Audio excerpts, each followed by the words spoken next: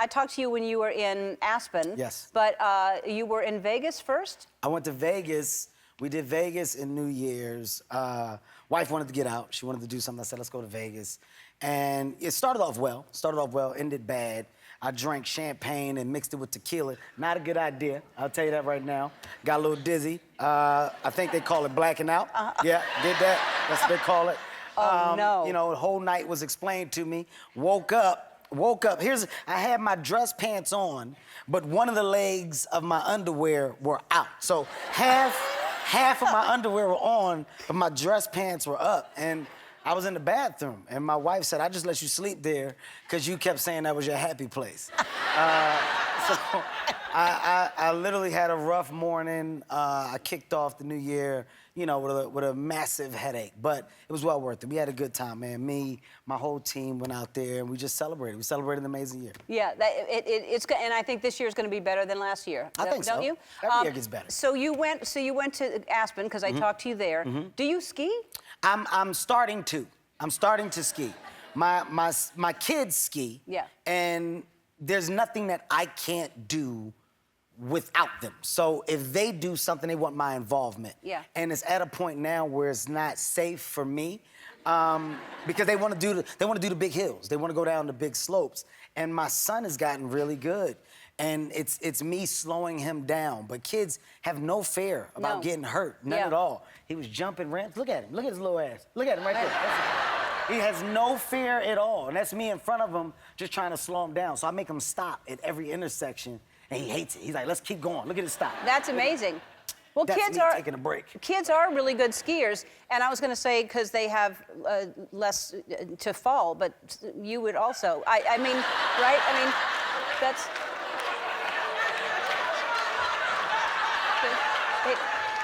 They don't fall as far. It doesn't matter. A ski fall is one of the most dangerous falls that you can take because I fell one time. You know, I'm a gadget freak, so I got the GoPro hooked up to the helmet. I got one to my chest, and I got like the ski poles, and we're going, and I fall, and I'm going. I'm boom, boom, boom, boom, boom, boom, boom, boom, and you can look at it on your phone. When I looked at the footage from my fall, it was the most horrific thing I've ever seen in my life. Because I could see, like, my face is this way, but one of my legs just kept coming in and out of the frame. Like, it was wiping in and out. You can hear my son, Dad! Dad! I'm trying to still be a father. Slow down, you slow down. Don't do what I do, slow down. I'm trying to show you what not to do. Very dangerous out there. But you didn't hurt yourself. I didn't hurt myself. Yeah. I didn't hurt myself. Because I'm all muscle. That's right. That's right. Yes. Of course. All right. Can we show everybody your Christmas card? It was really funny. It was really creative. And a snow globe. That's us embracing being small. Yep. That's fantastic. We got little elves' ears on, too. You see, you got to look real close to see that. Yeah. Now, do you do that every year? Do you try to top yourself? Every year. Yeah. My kids aren't the biggest fans of it, but I don't care. No. I've become that dad. I'm the photo dad. I need my moments. So we dress up for Halloween. We were minions. We did a big theme behind that for Christmas. I said we're gonna do elves. We're gonna be, look, that's us as minions right there. Oh man, they look that was happy. Such a good idea by me. That was such a good idea. Yeah. You're full of them. I'm full of them. Yeah. You know, next year I'm thinking about doing something really special for Christmas. Yep, I'm not gonna tell you. Okay, all right, yeah. I'm not gonna tell you. Don't tell me yet. Can I say one thing? Kevin is my friend, and he is one of the most generous people that I've ever met. This is true. It's true. It's true information. Yeah. So for Christmas, he got all of his friends, like vintage cars. He found out what cars they liked and bought all of his friends the car that they wanted. I think there's a picture of everybody. That's a... Old school car. Yeah. Old school car. I mean, my friends are friends to the moon and back, and I truly believe that I wouldn't be where I am today if it wasn't for them. So I wanted to put them in awe. I wanted to mind blow them. So they had no idea. We got to my stages. I opened up the door. They all had cars, and it's theirs forever. And now we ride out on Sundays. We got a car club. That's fantastic. Yeah. That's so sweet. We wear gloves. Yeah. Oh, wow. Yeah. You wear gloves. And jackets. We got jackets. Wow. Plastic Cup Boys Car Club. Oh. Yeah. We talk cars and drink coffee on Sundays. That's great. You want to get in the car club? Maybe. I'd like to wear gloves. Yeah, you should just come ride Okay, with us. I'll do it. Yeah. I'm telling you, Kevin, it's so good, and it's based on a true story. It's a remake of a French film, right? Yes, the French film, Intouchable. That's not how you pronounce it. There's a French enunciation behind it, but I don't know how to do it and sound like I know what I'm saying. So I'm just gonna tell you guys what it is. It's such a good movie. Bryan Cranston is the best actor that I've ever worked with. Nicole Kidman is unbelievable. Neil Burger, our director, did such a good job.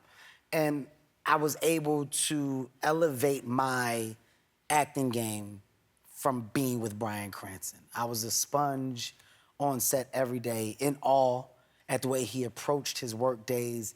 He wanted to understand everything that there was to know about quadriplegics. He spent time with various, different quadriplegic individuals that we met. I spent time with caretakers. We wanted to make sure that we stayed true to the story, but also really embodied these characters and the friendship that these two men have.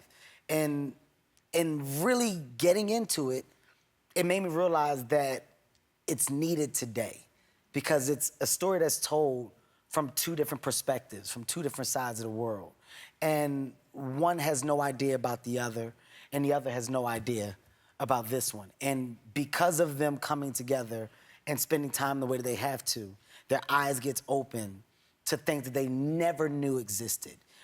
From race to white privilege to, the understanding that money solves everything when it really doesn't. And having a man that would give all the money away just to move his thumbs again or to walk. And having another guy that was incarcerated and wants a second chance life, but he can't get it because society holds him back based on the mistake that he made. And it's crazy because it coincides with my life now. He's still being held accountable for a mistake that he made when he's trying to do the right thing, and nobody will let him move forward.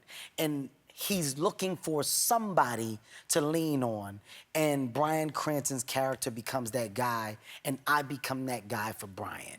I make Bryan realize that there still is life, that there still is happiness after this accident, and that happiness is within the friendship that we build. And you don't judge it at all. And that's what I got from this film. It's so good. It's so good. I have to say, we'll go to break, but I have to say, so I watched it. Portia was not home, and I watched it because it's homework, and I knew he was coming on, so I had to watch it.